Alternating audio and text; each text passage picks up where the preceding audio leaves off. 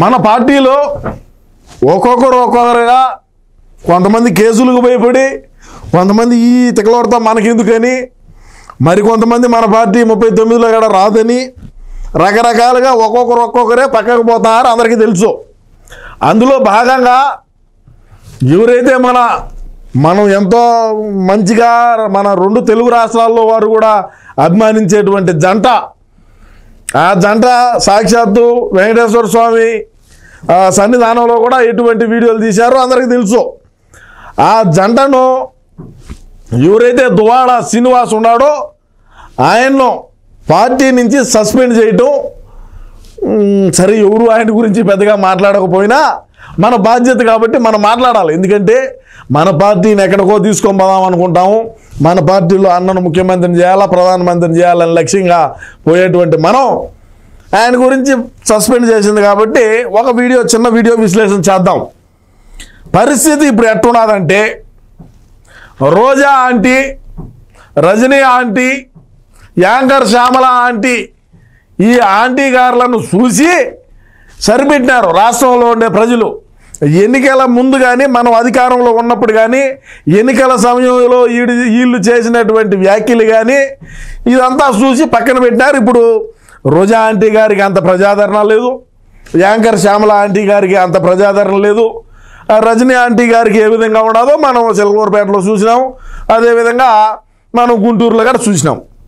ఇకపోతే ప్రస్తుతం మన పార్టీను మనం మరింత బలపరుచుకోవాలా అంటే మనం ఒక పని చేయాలన్నా జగనన్న, నా సలహా ఇదన్నా పాటించు.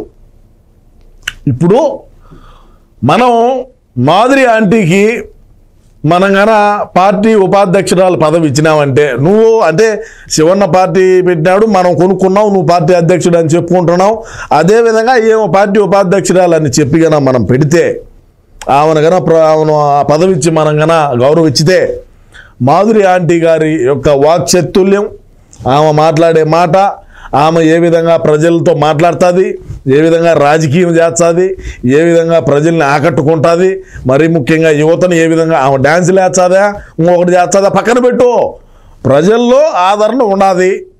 రోజాకు వీళ్ళకి ఎవరికి లేదు, అయిపోయింది, అవుట్డేటెడ్. ప్రస్తుతానికి ఏమో ఒక ట్రాక్లో ఉన్నది కాబట్టి ఆమె బ్రహ్మాండంగా ముందుకు తీసుకోవచ్చు. ఆమెను కన్నా ఇచ్చినామంటే తెలంగాణలో పోటీ చేయొచ్చు, గోవాలో పోటీ చేయొచ్చు, పాండిచేరిలో పెట్టవచ్చు, అండమాన్లో కూడా పెట్టవచ్చు. అండమాన్లో అయితే పార్టీ కేంద్రాలయం అని చెప్పి ఆడ పెట్టుకుంటే సరిపోతుంది, ఎప్పుడన్నా మనకు దగ్గరగా ఉంటుంది, ఒకవేళ పోవాల్సి ఉన్నా కూడా అండమాన్ అయితే. అదేవిధంగా ఇప్పుడు నిన్న మీటింగ్ పెట్టాడు, ఏం మీటింగ్ బాధ, ఏదో మీటింగ్ ఒకటి పెట్టాడు, నన్ను పిలిచినాడా, పిలసలా. సరే పిలిచిన వాళ్ళందరూ వచ్చినారా, రాలా. సరే నేను ఇప్పుడు దువ్వాడ శ్రీనివాసుని సస్పెండ్ చేస్తున్నానని చెప్పి సస్పెండ్ అయితే చేశాం.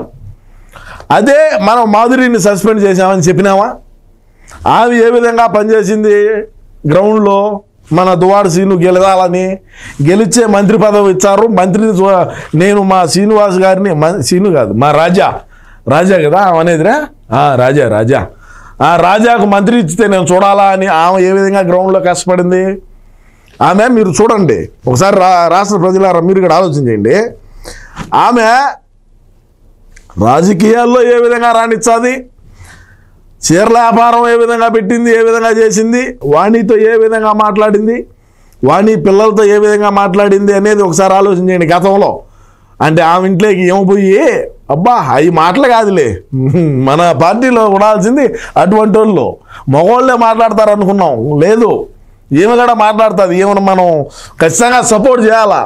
సరే ఏమైనా సపోర్ట్ చేయకుంటే మనం పార్టీలోంచి సస్పెండ్ చేసాము ఇద్దరిని అని చెప్పొచ్చు కదా, అట చెప్పరు. మళ్ళా నేనేం చెప్తానంటే ఫైనల్గా వీళ్ళందరూ అవుట్డేటెడ్ అయిపోయినారు. మన పార్టీలో ఉండేటువంటి 3 ఆంటీ గారు, ఈ మాధురి ఆంటీని తెచ్చిగా నువ్వు నిలబెట్టి పెట్టినావంటే ఏం తప్పు చేశాడు ఆయన, ఎందుకు సస్పెండ్ చేయాల్సి వచ్చింది? మరి ఇప్పుడు ఇన్ని రోజులు తెలీదా, ఈ రోజే నిన్నే ఎందుకు సస్పెండ్ చేయాలా? అంత నిర్ణయం, అంత కఠినమైన నిర్ణయం ఎందుకు తీసుకోవాలా? మన పార్టీలో ఎట్టా బొక్క ఏమీ లేదు. ఎమ్మెల్సీ అనంతబాబు చంపి డోర్ డెలివరీ చేసి వాడికి బెయిల్ తీయించాము. ఇప్పుడు విజయసాయిరెడ్డి ఉన్నాడు, విజయసాయిరెడ్డి ఏ విధంగా పార్టీ కష్టపడినాడు, ఆయన్ని పక్కన పెట్టినాము, దొబ్బినాము, పక్కకు అయిపోయింది. ఇంకా ఎవరు ఉన్నారు, ఇంకా ఒకడు పోయా. ఆయన పేరు ఏం పేరు బా ఆయన